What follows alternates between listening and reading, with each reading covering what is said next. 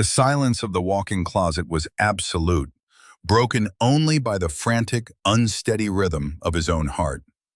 Leo Vance stood in the dark, surrounded by the scent of his wife's perfume and the soft, ghost-like shapes of her expensive dresses.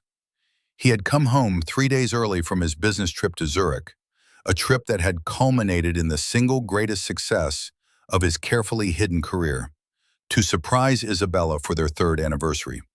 The plan had been simple, perhaps a little foolish. He would hide, wait for her to come into the bedroom, and then emerge with the velvet box in his pocket that held a sapphire necklace, a perfect match for her eyes. But he was the one who was surprised. He heard her voice from the bedroom, light and musical, but laced with a familiar strain of impatience he had learned to ignore. She was on the phone. He smiled in the darkness, imagining her excitement.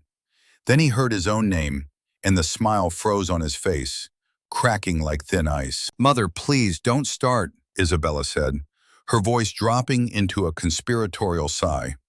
"Of course I know what today is. Do you think I could forget the anniversary of my own public service project?" A short, bitter laugh followed.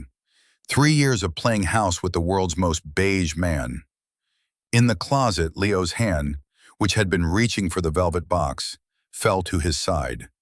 His blood went cold, a glacial flow that seemed to freeze him in place. "No, he's not home yet. His little accounting conference or whatever it is. God, it's so dreadfully boring, I can't even pretend to listen anymore." A pause. Leo could picture his mother-in-law, Eleanor, on the other end, her voice like chilled silver, asking a pointed question. "A gift? Mother, the only gift Leo could give me is a signed set of divorce papers. But we can't, not yet. You know that. Daddy says we need another 6 months at least, until the new funding is secured." The closet felt suddenly smaller, the air thick and unbreathable. Leo pressed a hand against the wall to steady himself. The cool, smooth wood, a stark contrast to the bonfire of betrayal roaring in his chest. "He's a charity case. That's all he's ever been," Isabella continued, her voice dripping with a casual cruelty that was more devastating than any shout. "A safe, boring placeholder after the disaster with Richard. Daddy was so clever. Marry the harmless accountant, stabilize your image," he said. "No one looks twice at a man like Leo. He's wallpaper, useful, bland, and easily removed when the room is being redecorated." Wallpaper. The word echoed in the suffocating silence of Leo's mind.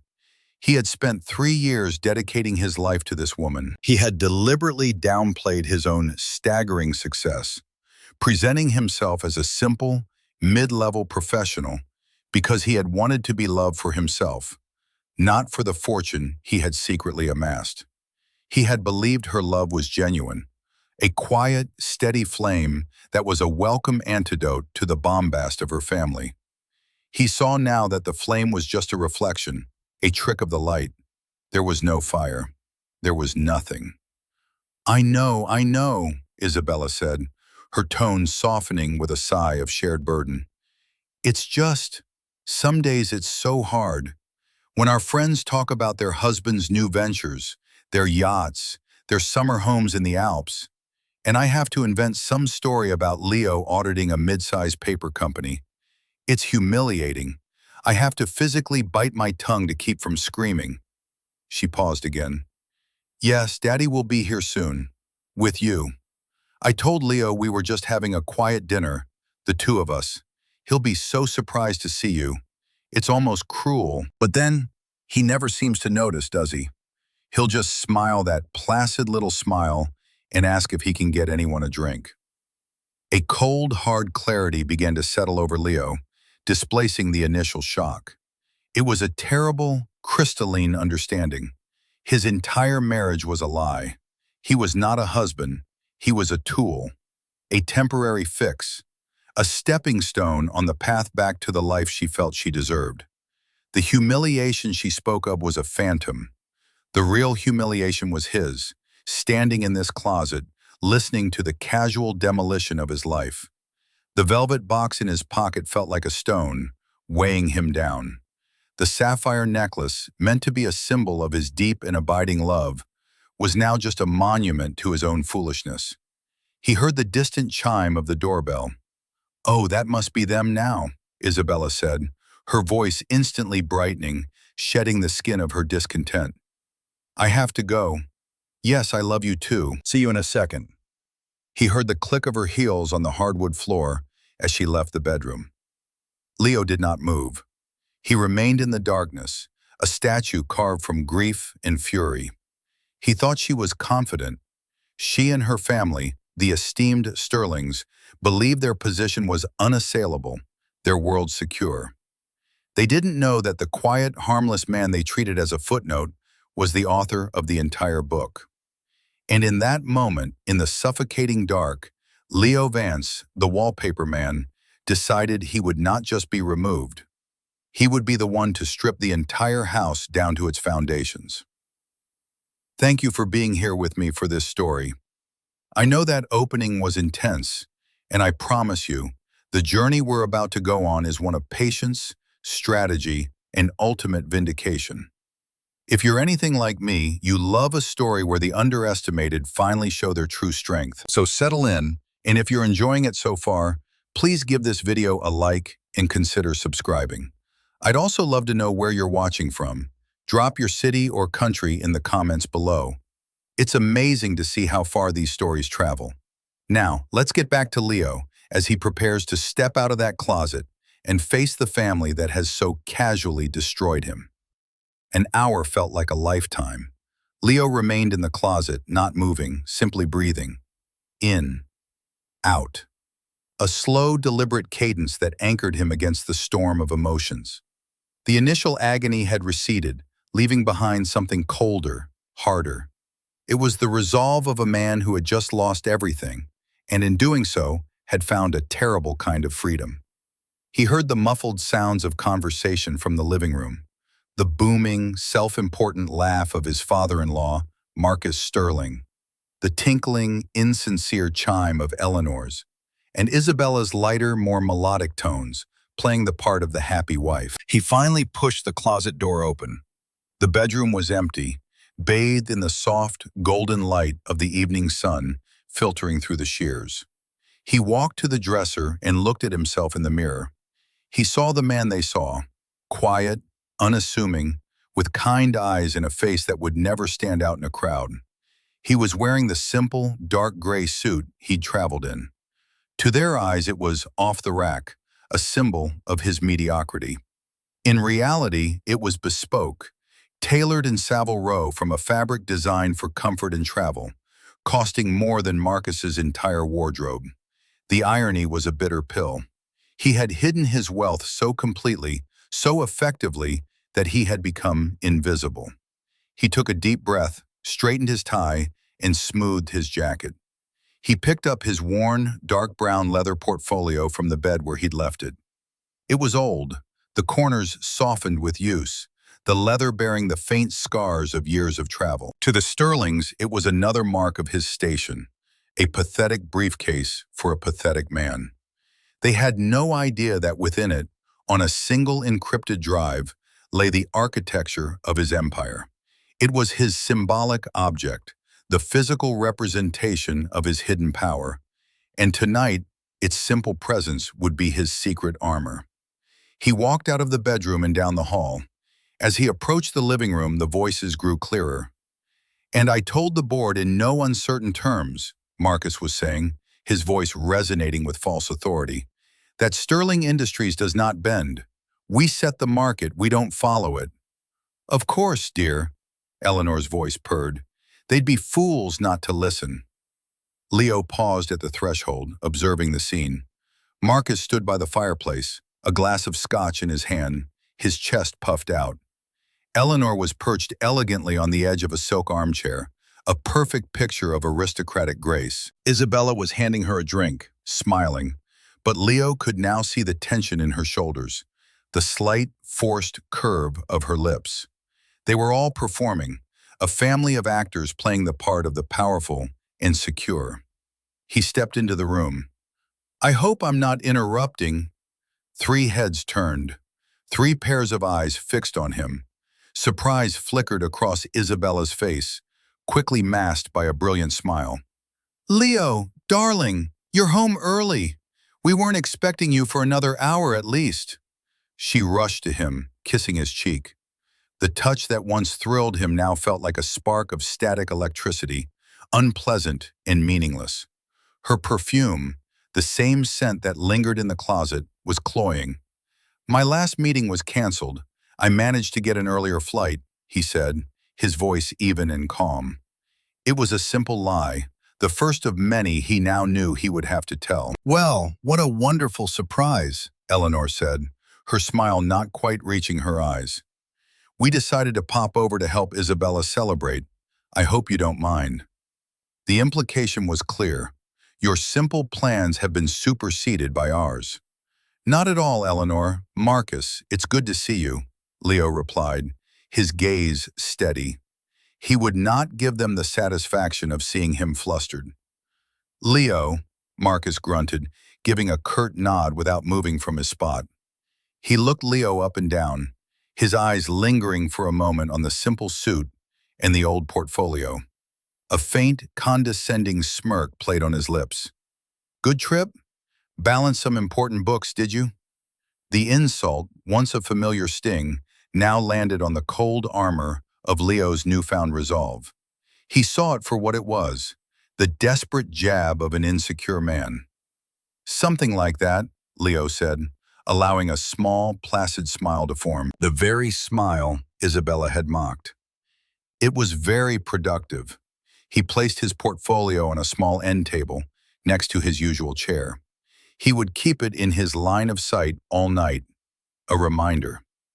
"Darling, let me get you a drink," Isabella said, looping her arm through his. "Mom and Dad were just telling me about the club's new membership committee." The rest of the evening unfolded as a masterclass in subtle degradation, a play Leo had seen many times but was now watching from a different perspective. He was no longer a confused and slightly hurt actor on the stage. He was the audience, the critic, seeing the shoddy props and forgotten lines for the first time. At dinner, seated at the head of the table in his own home, he was treated like a guest, and not a particularly welcome one. Marcus dominated the conversation with tales of his business acumen, stories Leo knew for a fact were grossly exaggerated. He had, out of a morbid curiosity, analyzed Sterling Industries' public filings months ago. The company was a sinking ship, weighed down by debt in a series of disastrous expansion projects. Marcus wasn't a captain. He was a man rearranging deck chairs on the Titanic. "The problem with your generation, Leo," Marcus said, pointing a fork at him, "is a lack of vision. You're all content to be cogs in the machine. Accountants, middle managers, app developers. Nobody wants to build an empire anymore." "There's a certain security in being a cog, I suppose," Leo replied, his voice neutral. He took a slow sip of water, his eyes meeting Marcus's over the rim of the glass. "Empires have a tendency to fall." Marcus let out a short, barking laugh. "Only the weak ones. You have to be decisive, ruthless even. Something an accountant crunching numbers in a cubicle wouldn't understand." "You'd be surprised what you can learn from numbers, Marcus," Leo said quietly. "They tell a story, a very honest one." Eleanor, sensing a shift in the mood, smoothly intervened. "Isabella, darling, this sea bass is divine. You must give me the name of the caterer. It's certainly a step up from that little bistro you and Leo seem so fond of." It wasn't catered. Isabella had cooked it herself, using a recipe Leo had taught her. He watched as his wife smiled tightly and said, "Of course, Mother. I'll write it down for you." She didn't defend their bistro. She didn't correct her mother about the meal. She simply erased him and their shared life from the conversation. Another small cut. He cataloged it, adding it to the growing list in his mind. Later, as they were having coffee, Marcus turned to him again.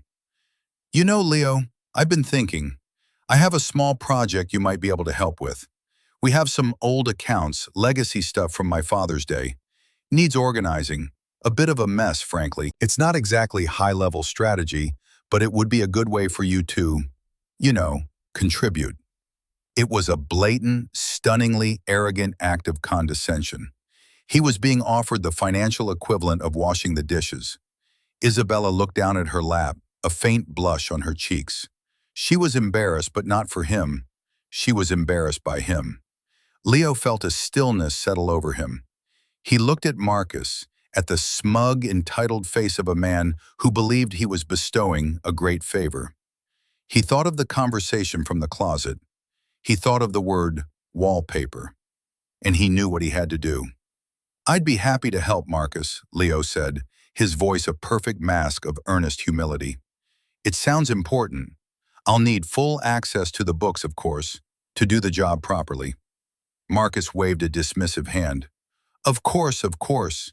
My assistant will arrange it. Don't worry, it's nothing you can't handle." Leo nodded slowly. "Thank you, Marcus. I appreciate the opportunity." He appreciated it more than they could ever possibly know. They were about to willingly hand the executioner the key to the castle. As the evening drew to a close and the Sterlings prepared to leave, Isabella walked him to the door. "Thank you for being so understanding about tonight," she whispered, adjusting his tie. "I know it wasn't what you were expecting for our anniversary." "It was illuminating," Leo said, meeting her gaze. For a second, he saw a flicker of something in her eyes. Doubt, perhaps, or a sliver of guilt. But it was gone as quickly as it appeared, replaced by a practiced warmth. "I'll make it up to you," she promised, kissing him lightly. He watched from the window as they got into their gleaming Mercedes, Marcus clapping his daughter on the shoulder, Eleanor arranging her coat just so. A perfect family portrait of wealth and status.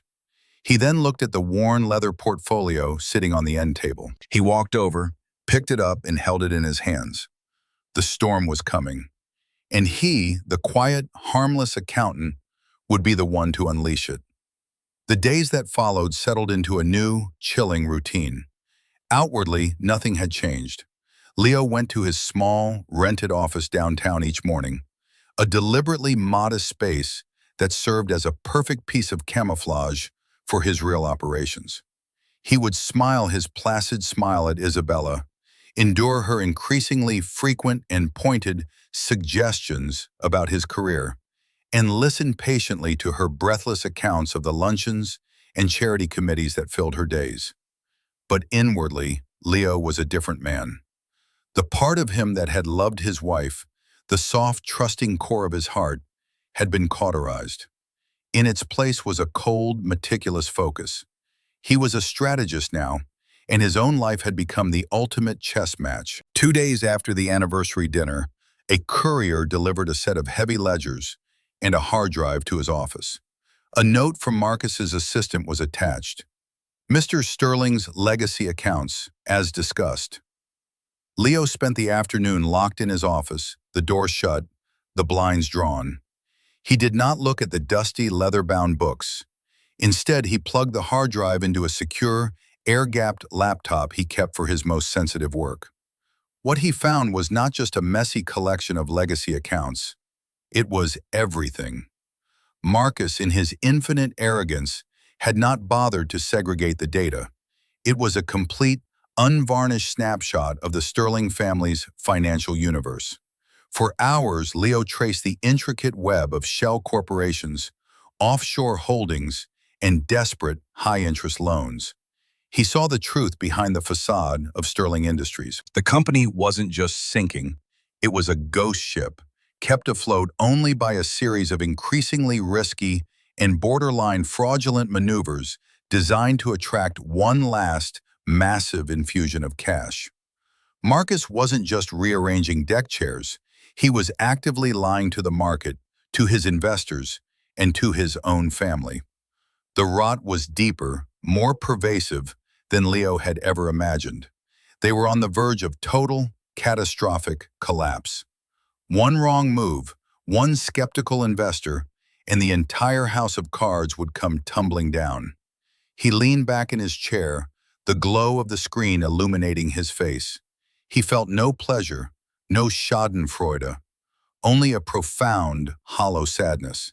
They had so much, a legacy, a name, the advantages of generations of wealth, and they had squandered it all in a desperate, pathetic scramble to maintain appearances.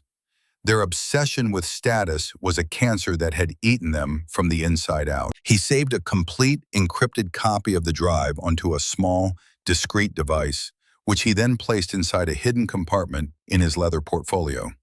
Then he methodically began to work on the legacy accounts, tidying up the old, meaningless paper ledgers. He would give Marcus exactly what he had asked for, a perfectly organized history of a company that no longer truly existed. That evening, the humiliation continued, becoming a daily ritual. He and Isabella were having dinner at her parents' house, a frequent occurrence now. Marcus, emboldened by Leo's meek acceptance of his project, treated him less like a son-in-law and more like a junior employee. "Leo," he'd boomed across the dinner table, "any progress on those books? Don't spend too much time on it. Its value is purely historical, a bit like a family photo album, you know." "I'm being as thorough as I can, Marcus," Leo replied calmly, cutting his steak with precision. "I believe every detail is important, no matter how small." Eleanor chimed in, her voice like the tinkle of ice in a glass. "Oh, let the poor man be, Marcus. He's doing his best. It's so good of you to find something to keep him occupied. An idle mind is such a dangerous thing, don't you think?" Isabella laughed, a sound that was now nails on a chalkboard to Leo. "Mother, be nice. Leo is very diligent." The word diligent was delivered with the same tone one might use for a well-behaved but unintelligent pet. Leo met his wife's eyes across the table. He saw nothing of the woman he thought he had married. He saw a stranger, a beautiful, polished vessel, empty of the kindness and warmth he had once projected onto her. He had fallen in love with a mirage. The next week, Isabella came home from a shopping trip, her arms laden with bags from Chanel and Dior. She pirouetted in the living room, showing off a new silk dress. "What do you think? It's for the annual Sterling Foundation Gala. It's in a few weeks, the biggest event of the year." "It's beautiful," Leo said, looking up from the newspaper he was pretending to read. "It is, isn't it?" she sighed, stroking the fabric. "Listen, darling," she began, her tone shifting, becoming gentle, persuasive. It was the voice she used when she wanted something. "About the gala, Daddy and I were talking." Leo folded the newspaper and placed it on the table beside him. "Oh? It's a very particular crowd, you know. All of Daddy's business associates, old family friends. It's really a work event for us." She sat on the arm of his chair, placing a hand on his shoulder. "And we were thinking, well, we were thinking that you might be more comfortable staying home." Leo looked at her. He made sure his expression was one of mild confusion, of hurt. He needed to play his part to the very end. "You don't want me to go?" "It's not that we don't want you to go," she said quickly, her hand patting his shoulder reassuringly. "Of course not. But you always say how much you dislike those stuffy events. All that small talk with people you don't know. And honestly, Leo, you just don't fit in. It's not your fault," she added, as if that softened the blow. "You're different. You're more grounded, more real. They're all so superficial, you'd hate it. You just don't fit in." The words, meant to sound like a kindness, were a blade twisting in an open wound. It was the core of their disdain for him, finally spoken aloud. He was not one of them. He was an outsider, a temporary resident in their world of glittering surfaces. "I see," he said, his voice barely a whisper. He let his shoulders slump, playing the part of the wounded husband. "Oh, darling, don't look like that," she cooed, leaning in to kiss his forehead. "Think of it as a quiet night to yourself. You can order a pizza, watch that History Channel you love so much. It's for the best, truly." He looked into her beautiful, earnest, lying eyes. "If that's what you think is best, Isabella." "It is," she said, her relief palpable. "Thank you for understanding." She stood up, all smiles again, the momentary unpleasantness handled. She went back to admiring her dress in the mirror, already imagining her grand entrance at the gala, unencumbered by her bland, wallpaper husband. Leo watched her, and the cold resolve in his chest hardened into something akin to diamond. This was the final slight, the ultimate act of erasure. They weren't just insulting him anymore, they were trying to delete him from his own life. That night, after Isabella was asleep, Leo went to his study.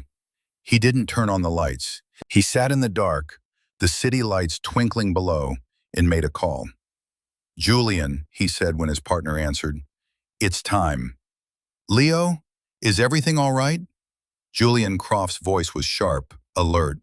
As the public face of their phenomenally successful private equity firm, Julian was a man who understood nuance. "Everything is proceeding as planned," Leo said, his voice low and steady. "Initiate the final acquisition phase for the sterling debt portfolios. All of them. Use the accounts we prepared." There was a pause on the other end. "All of them? Leo, that's aggressive. That's everything. Their commercial loans, their private credit lines, even their mortgages." "I am aware," Leo said. "I want it all consolidated under our control by the end of next week. And Julian, I need you to clear your calendar for the night of the Sterling Foundation Gala. You'll be coming as my guest." Another longer pause. "Leo, what's going on?" Leo looked out at the sprawling city, a kingdom of lights. "Marcus Sterling gave me a project, Julian. He asked me to organize his legacy accounts." He let the sentence hang in the air. Julian, a man who could read a balance sheet like a poem, understood instantly. "Oh, Leo, what did they do?" Leo thought of the closet. He thought of the dinner table insults. He thought of his wife telling him he didn't fit in. "They underestimated me," Leo said, the words falling like chips of ice into the silence of the room. "And I'm about to teach them a very expensive lesson about the importance of reading the fine print." The weeks leading up to the gala were a study in contrasts. To the Sterling family, Leo became even more withdrawn, more spectral. He performed his role as the slighted husband with quiet perfection. He was polite but distant, his placid smile now a mask for the furious calculations happening behind his eyes. He delivered the organized legacy accounts to Marcus, a series of beautifully bound ledgers filled with neat, useless information. Marcus had grunted in approval, patting him on the shoulder. "Good work, son. See? Knew you had it in you." The condescension was so profound, so automatic, that it was almost breathtaking. Meanwhile, in the hidden world of his real life, Leo was a whirlwind of decisive action. From his anonymous downtown office, he orchestrated a financial blitzkrieg. Working through Julian and a team of trusted lawyers and analysts who knew him only as V, he moved with surgical precision. The Sterling family's web of debt, spread across half a dozen banking institutions, was a tangled mess. Leo and his team began buying it up, piece by piece, using a series of shell corporations to mask their activity. One afternoon, Julian called him, his voice tight with a mixture of awe and concern. The Bank of Zurich just agreed to sell the primary mortgage on the Sterling estate. "Leo, this is their home, the one that's been in the family for a century." "I know," Leo said, looking at a digital floor plan of the grand old house on his screen. "The covenants on the loan allow for a private sale if the debt-to-equity ratio falls below a certain threshold. It did 3 months ago. The bank has been looking for a quiet way to offload the risk. We provided it." "This feels personal," Julian said, his voice soft. "It became personal a long time ago," Leo replied, his voice devoid of emotion. "Send the final offer. Pay a premium if you have to. I want the deed signed and filed by Friday." He was systematically acquiring the chains that bound the Sterlings to their life of luxury. He bought the loan on Marcus's prized collection of vintage cars. He bought the debt on Eleanor's jewelry, which she had quietly leveraged to fund her exorbitant lifestyle. He bought the commercial paper for Sterling Industries, gathering the threads of their impending doom into his own hands. Every condescending remark, every casual dismissal, every time his wife had looked at him with embarrassment, each one was a line item on an invoice he was preparing to deliver. The house he shared with Isabella became a cold, silent theater. She was consumed with preparations for the gala, which she and her family saw as their last best hope. They believed a grand announcement of a new partnership with a Swiss tech firm, a partnership Leo knew was a complete fabrication, would dazzle new investors and save them. They were betting everything on one last, desperate lie.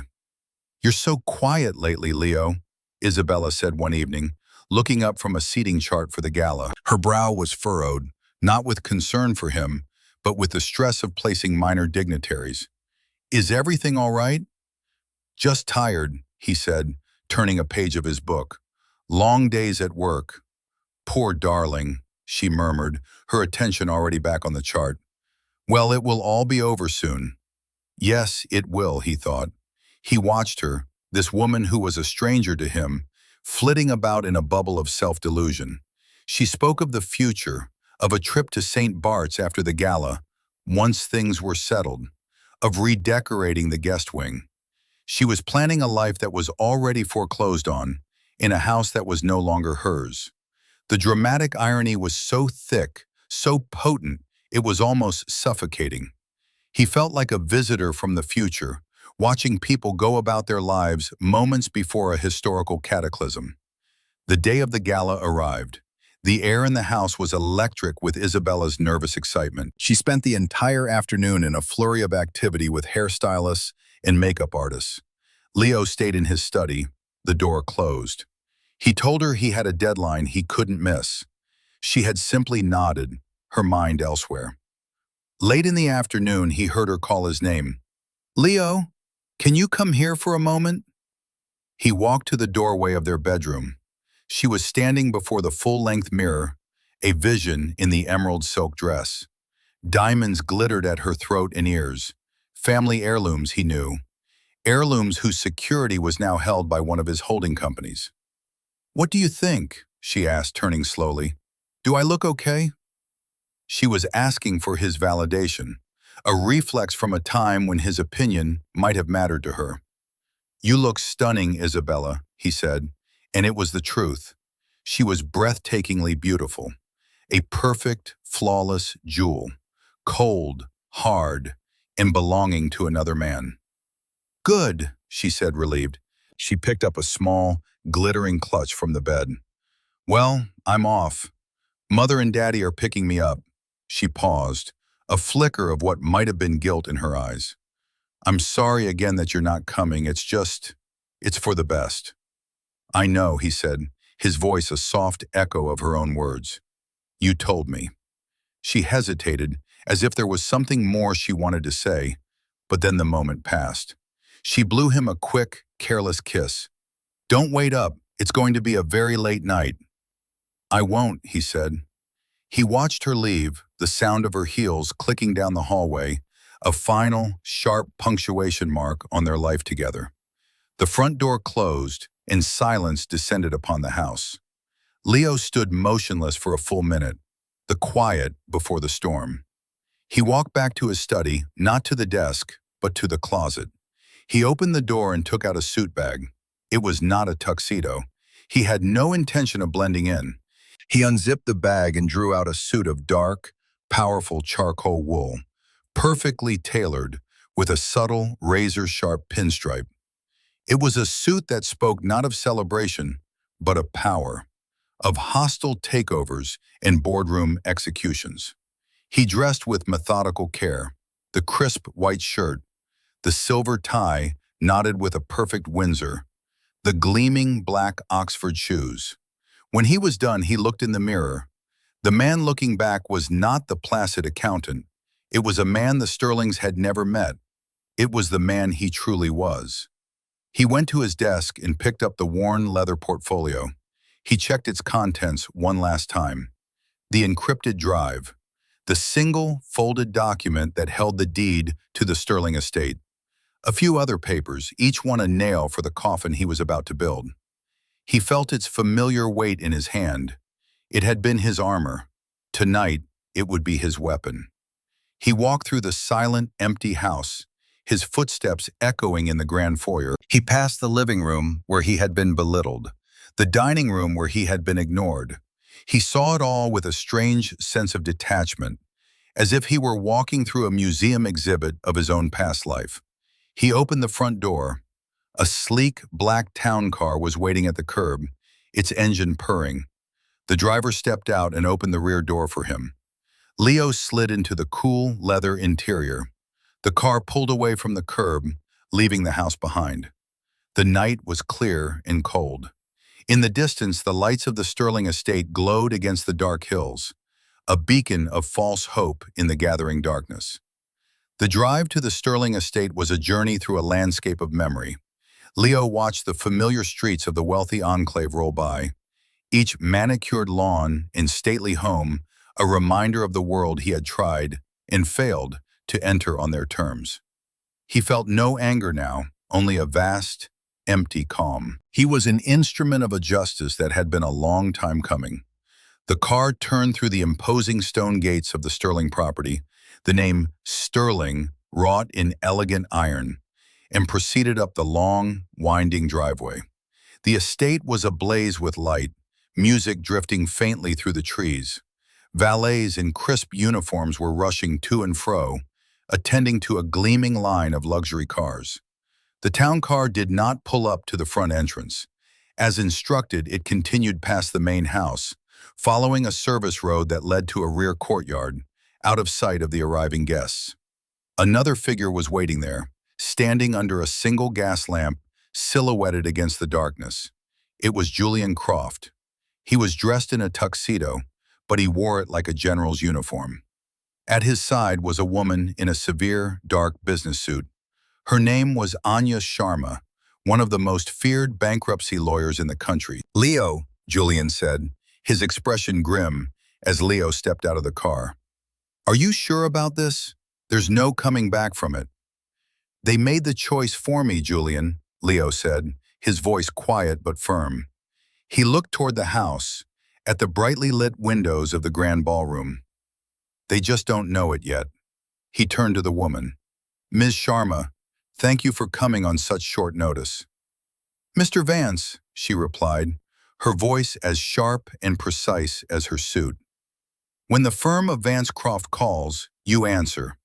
The preliminary injunction was granted by the judge an hour ago. All Sterling assets are officially frozen, pending the receivership hearing." She handed him a file.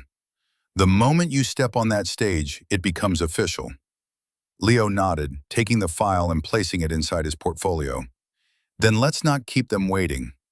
The three of them walked not to the grand entrance, but to a small, discreet side door used by staff.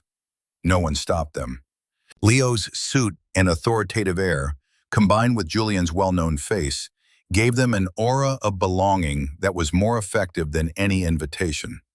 They moved through the bustling backstage corridors, past kitchens frantic with activity, past waiters grabbing trays of champagne. The sounds of the party grew louder, a wave of music, laughter, and clinking glasses. They stopped behind a large velvet curtain that separated the service area from the main ballroom. Leo could hear Marcus's voice, amplified by a microphone, booming from the stage. "And so, as we look to the future," Marcus was saying, his voice thick with counterfeit confidence, "a future of innovation and strength, I am thrilled to announce a new chapter for Sterling Industries, a strategic partnership with one of Europe's leading technology firms, Helvetia Tech." A wave of polite applause rippled through the crowd. Leo closed his eyes for a moment. Helvetia Tech was a fiction, a name invented by Marcus's marketing team. The real company with a similar name in Switzerland was a small, struggling software developer that Marcus had tried and failed to acquire months ago. It was all a lie.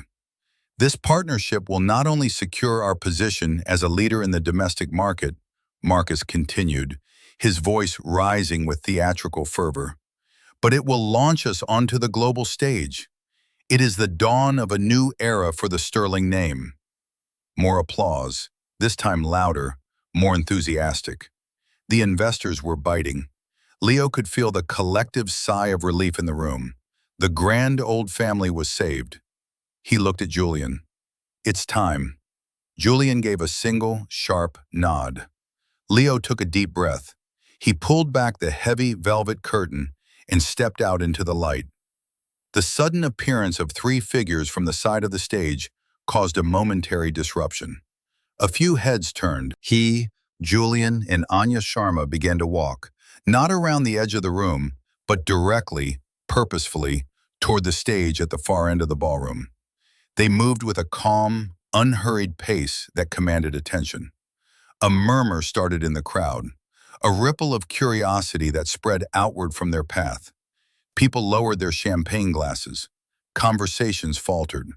Who was this man in the severe business suit, flanked by the legendary Julian Croft, and a woman who looked like she could foreclose on a nation? On stage, Marcus had faltered. He saw them coming, his confident smile wavering. He squinted, trying to place the man in the lead. His eyes widened slightly in recognition, followed by a wave of confusion. Leo? What on earth was he doing here? Isabella, standing near the front of the stage with her mother, saw him too. The color drained from her face. Her hand flew to her throat, a gesture of pure shock. This was not the man she had left at home. This was someone else entirely. A man who radiated an unnerving aura of power and intent. She saw Julian Croft at his side, a man she had seen on the covers of financial magazines, and a cold knot of dread tightened in her stomach. Eleanor leaned toward her daughter, her whisper sharp. "What is he doing? I thought you told him to stay home." The murmur in the ballroom grew louder as more people recognized Julian. Why was a titan of private equity walking through the room with such grim purpose? The festive atmosphere began to evaporate, replaced by a tense, electric anticipation. Leo did not look at the crowd. His eyes were fixed on one man, Marcus Sterling. He walked with the steady, implacable rhythm of a ticking clock, each step a countdown to zero. He reached the small set of stairs leading up to the stage and ascended them, Julian and Anya following a step behind. He walked across the stage until he was standing directly in front of a stunned and speechless Marcus. The music had sputtered to a halt. The ballroom was now almost completely silent, the only sound the faint, collective intake of hundreds of breaths. Leo stopped at the podium. He did not grab the microphone. He simply stood there for a long moment, his calm gaze sweeping over the crowd, then landing on his wife, then her mother, and finally settling back on the man in front of him. "Marcus," Leo said, his voice not loud but carrying with perfect clarity in the dead silence of the vast room. "You're a difficult man to get a meeting with. I thought I'd try a more direct approach." The statement landed, simple, devastating, final. The ballroom remained gripped in a stunned silence. Marcus Sterling stared at his son-in-law, his mouth slightly agape, the confident master of ceremonies, now a confused, sputtering old man. He looked from Leo to Julian Croft, a man he knew by reputation as a ruthless corporate raider, and back to Leo. The pieces were not connecting. "Leo, what is the meaning of this?" Marcus finally managed, his voice a hoarse whisper that was nonetheless audible in the stillness. "This is a private event. You are embarrassing your wife." "Am I?" Leo replied, his voice still level, almost conversational. He turned slightly, his gaze finding Isabella in the crowd. Her face was a mask of white, horrified confusion. "I was under the impression that my very existence was an embarrassment to her. That I was, and I believe the term was, a charity case, a placeholder, wallpaper to be easily removed when the room is being redecorated." A gasp went through the front rows of the crowd. Isabella flinched as if struck, her own words thrown back at her in this terrifyingly public forum. She looked at her mother, whose iron composure had finally cracked, her expression one of pure shock. Leo turned his attention back to Marcus, who was now looking at him with a dawning, sputtering rage. "How dare you?" I dare, Leo cut in, his voice dropping, becoming colder, sharper. Because you invited me to. You gave me a project, remember? You asked me to look over your legacy accounts. You, in your breathtaking arrogance, gave me the keys to your entire rotting kingdom. He gestured to the crowd, a calm, sweeping motion of his hand. Ladies and gentlemen, my name is Leo Vance. For the past 3 years, my father-in-law has introduced me, when he's bothered to introduce me at all, as an accountant. It's true, I am good with numbers, and the numbers of Sterling Industries tell a fascinating story. He paused, letting the tension build. He was in complete control of the room, of the moment. He was no longer wallpaper. He was the architect of this demolition. Your host, Marcus Sterling, just announced a major partnership with a firm called Helvetia Tech. Leo's eyes locked onto Marcus's. This will be news to the board of the actual Helvetia AG in Zurich, who, as of my last communication with their CEO 2 days ago, had issued a cease and desist letter to Mr. Sterling for misrepresentation. The partnership is a fantasy, a lie, told to you, his potential investors, to lure you into funding a company that is functionally insolvent. Panic began to seed itself in the crowd. Investors exchanged nervous glances. The lie was so specific, so confidently stated, that it had the immediate, undeniable ring of truth. Insolvent, Marcus blustered, finding his voice. That's a slanderous lie. Sterling Industries is stronger than ever. This man is a nobody. Security, get him off this stage. 2 burly security guards started to move toward the stage, but stopped dead when Julian Croft held up a hand. I wouldn't do that, Julian said, his voice calm but carrying immense authority. This man is not a nobody. He is my partner. That statement was a thunderclap. Julian Croft's partner? The mysterious, silent founder of Vance Croft Equity, one of the most powerful and secretive firms in the world? The crowd erupted in a cacophony of shocked whispers. Leo gave them no time to process it. He continued, his voice a relentless, factual torrent. Sterling Industries is currently operating with a debt-to-asset ratio of 3-to-1. It has defaulted on 3 major commercial loans in the last quarter alone. Its net tangible assets are valued at less than the severance packages it would owe its employees upon liquidation. The company isn't on the brink of collapse, ladies and gentlemen. It collapsed months ago. You have been attending its wake. He then turned the moral mirror on Marcus.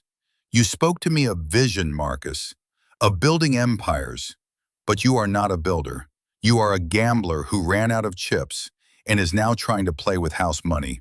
You called me a cog in a machine, a man who wouldn't understand what it takes to be ruthless. You are right.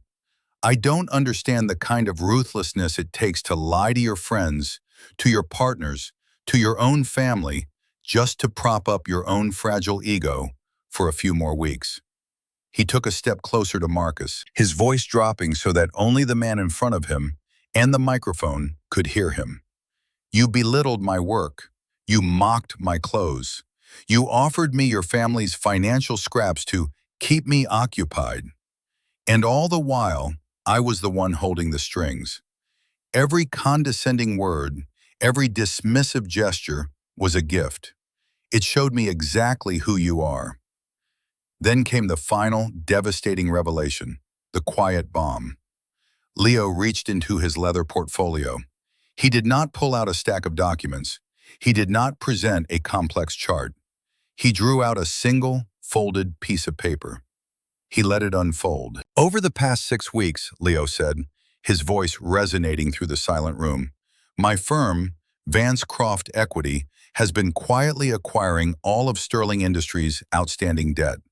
The commercial paper you sold to Bank of America, the high-interest bridge loan from the consortium in Singapore, the private credit lines you took out against your personal assets. He paused, letting the full weight of his words sink in.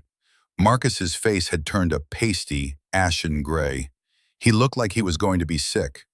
We own it all, Marcus, Leo said, his voice soft, yet carrying the force of a battering ram. Every last penny. The company you thought you were saving tonight? It belongs to me. The cars you park in the garage? The titles are held by me. The diamonds around your wife's neck? The collateral belongs to me.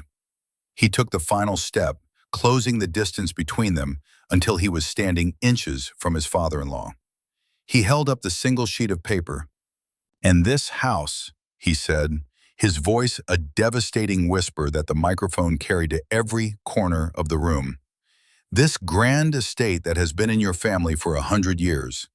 The bank put it up for a quiet sale last week when you defaulted on the mortgage. I bought it." He laid the paper, the deed to the Sterling estate, on the podium. "Welcome home," Leo said. "I'm your new landlord, and this is your eviction notice." The world tilted on its axis. For Marcus Sterling, the solid ground he had stood on his entire life turned to dust. The strength drained from his legs, and he staggered backward, collapsing into a chair on the stage as if his strings had been cut. His face, moments before florid with rage and confidence, was now a slack, gray mask of utter ruin. He stared at the deed on the podium, then at Leo, the man he had dismissed as a gnat, now revealed as the dragon that had devoured his world. The ballroom erupted. It was not a single sound, but 1,000 fractured noises, gasps of shock, hurried, panicked whispers of investors on their phones, the scraping of chairs as people began to stand, unsure of whether to flee or to witness the final act of this corporate guillotine. The gala was over. The wake had begun. Eleanor Sterling, who had stood frozen in regal denial, finally broke. Her carefully constructed facade shattered, revealing the raw terror beneath. Her eyes, wide with disbelief, darted from her collapsed husband to Leo, the source of their annihilation.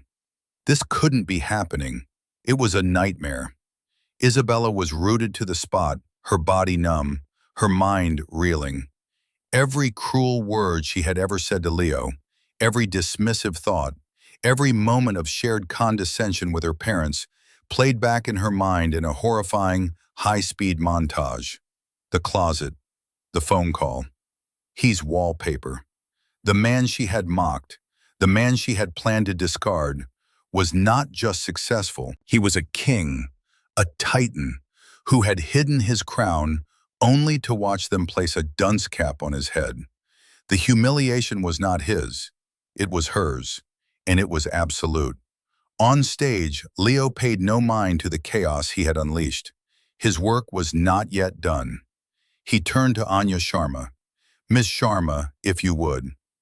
Anya stepped forward to the microphone, her presence immediately silencing the room once more. Her voice was cold, clinical, and utterly final. "As of 7 p.m. this evening, by order of the state court, I have been appointed the interim receiver for all assets belonging to Sterling Industries and the personal estates of Marcus and Eleanor Sterling. All assets are frozen. All credit lines are suspended. A team from my office is at the Sterling Industries headquarters right now, securing the premises and all financial records. Any attempt to access or transfer funds will be considered a criminal act." She was not speaking to the crowd. She was speaking directly to the Sterlings. She was reading their financial obituary. Leo picked up his leather portfolio. His work on the stage was done. He descended the stairs, the crowd parting before him like the Red Sea. His eyes found Isabella. She was standing alone now, her mother having rushed to her father's side on the stage. Leo walked toward his wife, his expression unreadable. He stopped in front of her. The noise of the room seemed to fade away, leaving them in a strange, silent bubble. She looked at him, her eyes shimmering with unshed tears of shock and shame. The beautiful, confident woman was gone, replaced by a broken, fragile stranger. "Leo," she whispered, her voice cracking. "Why?" It was the question of a person who still could not comprehend the magnitude of her own actions. She was not asking why he had built an empire. She was asking why he had used it to destroy hers. Leo's expression did not soften. He looked at her, not with hatred, but with a vast, sorrowful distance. "You're asking the wrong question, Isabella," he said, his voice low for her ears only. "You shouldn't be asking why I did this. You should be asking why you made me do this." He didn't need to raise his voice. He didn't need to be cruel. He simply held up the mirror. "I stood in our closet on our anniversary, listening to you describe our marriage as a public service project. I listened to you call me your charity case. I heard you tell your mother you were just waiting for your family's finances to stabilize so you could get rid of me." Each word was a precise, surgical cut. He saw the recognition, the dawning horror in her eyes as she realized he had heard everything. "You were so worried about being humiliated in front of your friends," he continued, his voice a relentless, quiet current. "You had to bite your tongue to keep from screaming because your husband was just an accountant. You told me I didn't fit in, that it was for the best if I was hidden away from view. You were right. It is for the best. So I decided to redecorate the room myself." Tears began to stream down her face, silent tracks of ruin on her perfect makeup. "Leo, I didn't mean, I didn't know." "That's the point," he said, the last vestiges of warmth gone from his voice. "You didn't know. You didn't care to know. You looked at me every day for 3 years and you never saw me. You saw a reflection of your own disappointment, a convenient, boring placeholder." He paused, letting the truth of his words settle in the space between them. "I loved you, Isabella. The man you thought was a simple accountant, the man you were ashamed of, loved you with everything he had. But he's gone. You and your family, you killed him. You're looking at what's left." He reached into his jacket pocket. For a wild, hopeful second, she might have thought it was a handkerchief, a gesture of comfort. It wasn't. He pulled out a small, velvet box, the box he had brought home on their anniversary. He opened it. The sapphire necklace glittered under the ballroom lights, a perfect, brilliant blue. "This was for you," he said softly, "for our anniversary." He didn't give it to her. He simply held it for a moment, a symbol of the life they could have had, the love she had thrown away. Then he closed the box with a soft, final click and put it back in his pocket. "The man who bought that is gone," he repeated, "and the man standing here has no use for it." He turned to leave. His final words to her were not an accusation, but a simple statement of fact. "Your father has 30 days to vacate the premises. I suggest you start packing." The immediate aftermath of the gala was a maelstrom of chaos in consequence. As Leo walked away from Isabella, leaving her shattered in the middle of the ballroom floor, he did not look back. Julian fell into step beside him, his face a mixture of grim satisfaction and concern for his friend.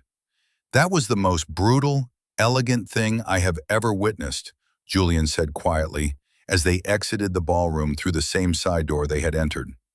"It wasn't about elegance," Leo replied, his voice heavy. "It was about clarity. They needed to see the truth, without filters."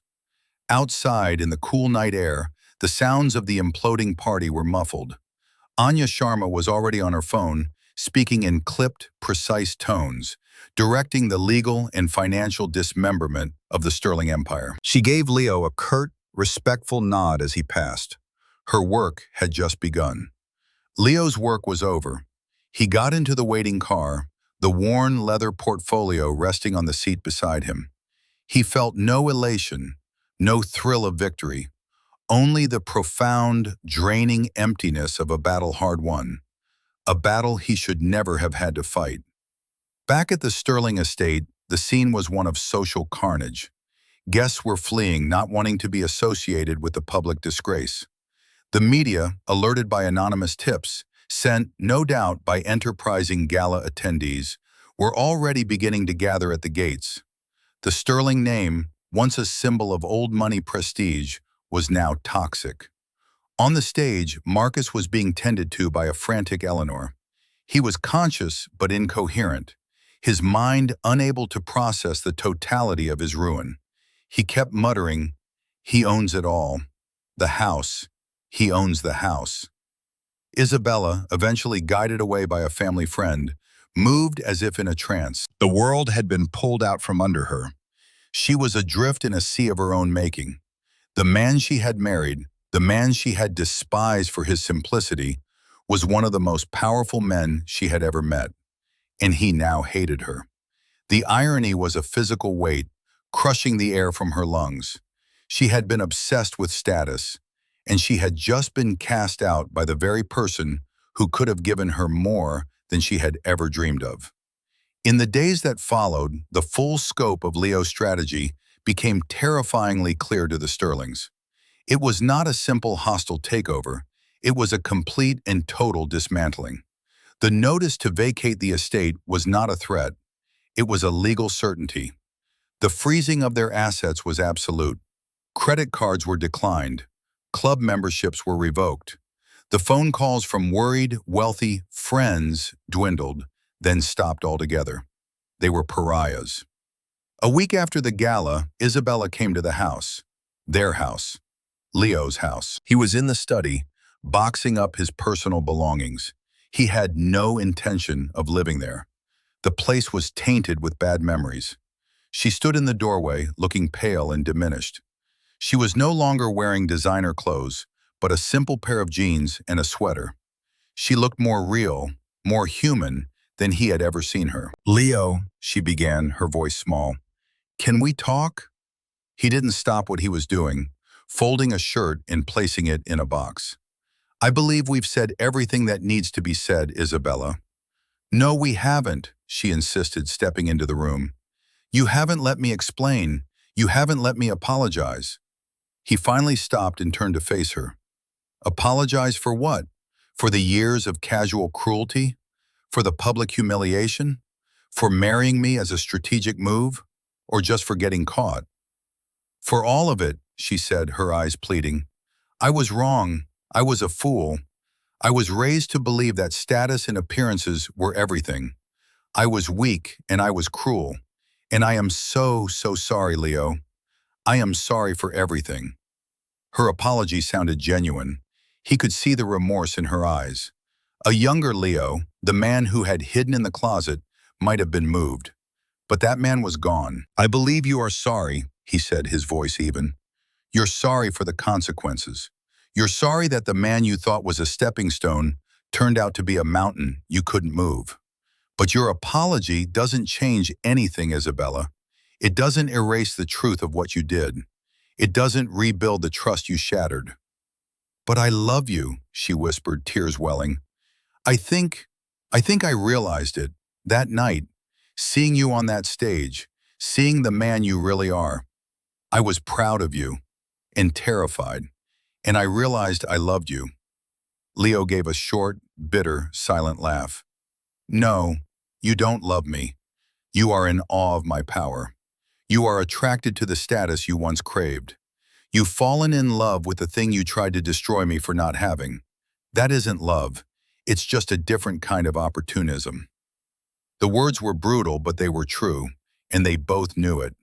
She flinched, but did not deny it. "What do you want me to do?" she asked, her voice breaking. "What can I do to fix this?" Leo sealed the box with tape, the sound loud in the quiet room. He looked at her, his gaze clear and final. "You can't fix this. Some things once broken can't be put back together. They can only be swept away." He offered her a choice, a stark and simple one. "You came into this marriage with nothing but your family name. You can leave with it. I will not leave you destitute. I will provide you with a settlement, enough for you to live comfortably, to start a new life, on your own." "I don't want your money," she cried. "I want you."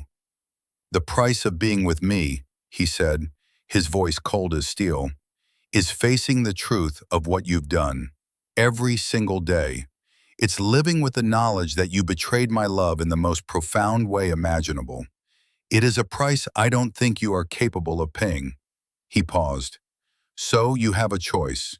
You can take the settlement and leave with your dignity intact, or you can leave with nothing. The choice is yours. But either way, you will leave." He turned his back on her then and resumed his packing. He heard her stand there for a long time, her silent sobs the only sound. Finally, he heard her footsteps retreat down the hall. A few minutes later, the front door closed with a soft, final click. She had made her choice. As for Marcus and Eleanor, their fall was swift and absolute. Stripped of their home and their wealth, they were forced to confront a world that no longer bowed to them. Leo, true to his word, did not leave them on the street. Through an anonymous trust managed by his lawyers, he arranged for them to have a small, clean, two-bedroom apartment in a respectable but unremarkable suburb, and a modest monthly stipend. It was enough to live on, but not enough to live lavishly. It was a life devoid of status, the very thing they had worshipped. Marcus, a man defined by his power and influence, was broken. He spent his days in a stupor of self-pity and disbelief. Eleanor, however, was forced into a role she had never imagined, a caregiver. She had to learn to cook, to clean, to budget. The woman who once judged the quality of catered sea bass was now comparing prices of canned goods at the local supermarket. It was a poetic, if harsh, form of justice. Leo did not do it for them.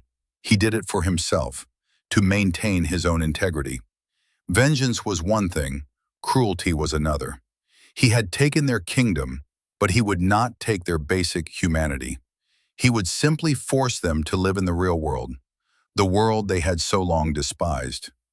The dust began to settle. The story of the Sterling family's spectacular downfall became a cautionary tale whispered in the country clubs and boardrooms they once frequented. The name, once a hallmark of the elite, was now a synonym for hubris and ruin. Leo Vance, the mysterious V of Vancecroft, became a legend, a ghost who had materialized just long enough to execute one of the most stunning corporate coups in recent memory, before disappearing back into the shadows. 3 months after the gala, Leo finalized the sale of all former Sterling assets. He had the massive estate, which he had never set foot in again, appraised and sold. The proceeds, along with the liquidated assets of Sterling Industries, were funneled into a new charitable foundation he established.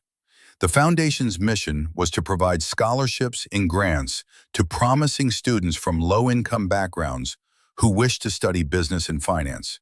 He named it the Phoenix Foundation, a quiet testament to rising from the ashes.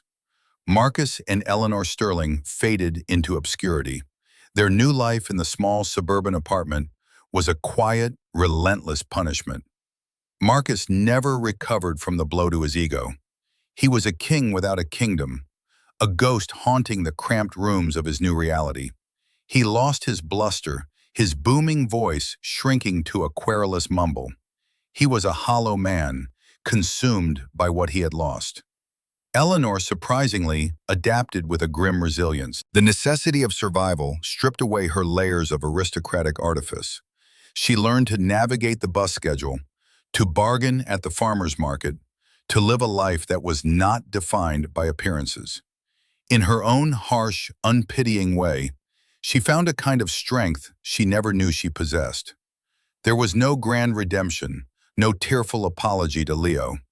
There was only the quiet, grinding reality of a life remade by consequence. She occasionally saw her daughter, Isabella, for strained, sad lunches in cheap diners. Isabella had taken the settlement. She had understood, in that final, devastating conversation, that the man she had married was truly gone, and that the man who remained was a stranger to her, a stranger she had created.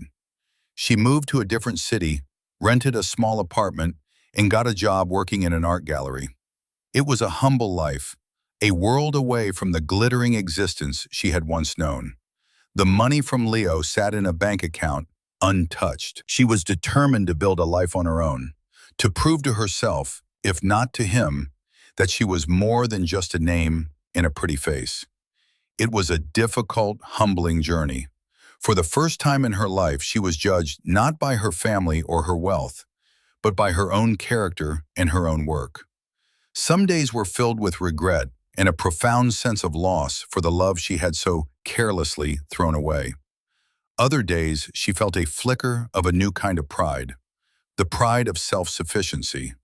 She was no longer a Sterling, she was just Isabella, a woman paying for her mistakes, one day at a time. Leo, too, was building a new life. He sold the house he had shared with Isabella, the place of so many happy lies and one terrible truth. He bought a stunning, modern home perched on a cliff overlooking the ocean. It was a house made of glass and steel and warm wood, a place of clean lines and open spaces, the architectural antithesis of the stuffy, ornate Sterling mansion. It was a house built for one, but it did not feel empty. It felt peaceful. He continued his work, but differently. He stepped back from the aggressive acquisition strategies that had defined his early career. He and Julian pivoted their firm, focusing more on sustainable development and ethical investments. The Phoenix Foundation became his passion project. He took an active, though still anonymous role in selecting the scholarship recipients, reading their stories, their hopes, their dreams. He was building something new now, not tearing something down. One crisp autumn afternoon, a year after the gala, Julian visited him at the new house. They sat on the expansive deck, watching the waves crash against the rocks below. The air was clean and salty. "The first round of Phoenix Scholars was announced today," Julian said, handing Leo a tablet. 20 kids, all brilliant, all hungry. They remind me of you, 20 years ago. Leo scrolled through the faces in biographies. A young woman from a foster home who wanted to be a CPA. A young man who worked 2 jobs to support his family while acing his economics classes. He felt a warmth spread through his chest, a genuine, unadulterated joy that had been absent for a long time. "This is better than any takeover," Leo said, his voice quiet. "It's a different kind of return on investment," Julian agreed. He looked at his friend. The hardness in Leo's eyes had softened, replaced by a deep, thoughtful calm. "Have you heard from her?" Leo knew who he meant. "Her lawyer contacts my lawyer once a month to confirm the settlement funds haven't been touched. She's working, building a life. I hope she finds peace." "And you, Leo?" Julian asked gently. "Have you found it?" Leo looked out at the vast, endless horizon of the ocean. He thought of the man in the closet, the man whose world had been shattered by a few careless, cruel words. He thought of the cold, methodical strategist who had emerged from that darkness. And he thought of the man he was today. "I didn't find joy in their ruin," Leo said, his voice reflective. "It was a sad, necessary act of rebalancing, of justice. I learned that hiding your own light to make others comfortable doesn't serve anyone. It just allows the darkness to fester." He took a deep breath of the clean sea air. "I learned that true worth is not in a name, or a house, or a bank account. It's in your integrity. It's in the choices you make when no one is watching." He had sought revenge, but in its execution, he had found something more profound: himself. The authentic man stripped of both his self-imposed camouflage and his reactive anger. He was no longer hiding, and he was no longer fighting. He was simply living. "I'm not the man I was," he said, more to himself than to Julian. "And I'm grateful for that. The pain was a fire, and it burned away everything that wasn't real. What's left is me, and that's enough." He had lost a wife, but he had gained a world built not on lies or appearances, but on truth and purpose. The sun began to set, painting the sky in hues of orange and purple. It was the end of the day, but for Leo Vance, it felt like the beginning. The quiet, underestimated hero had finally come home to himself, and in the peace of his own hard-won integrity, he found his ultimate vindication. And so, we come to the end of Leo's story. It's a powerful reminder that true strength isn't about loud displays of power, but about quiet integrity and the courage to live in your own truth. The greatest respect you can have is respect for yourself. And when you honor that, you teach the world how to treat you. What did you think of Leo's final choice? Was it justice or was it revenge? I'd love to read your thoughts in the comments below. This is the kind of story that sticks with you, and sharing our perspectives is what makes this community so special. Thank you for spending this time with me. If you were moved by this story of vindication and redemption, please show your support by hitting that like button and subscribing to the channel for more stories that make you think and feel. Your support means the world and allows me to keep bringing these narratives to life. Until next time, be true to yourself and never let anyone dim your light.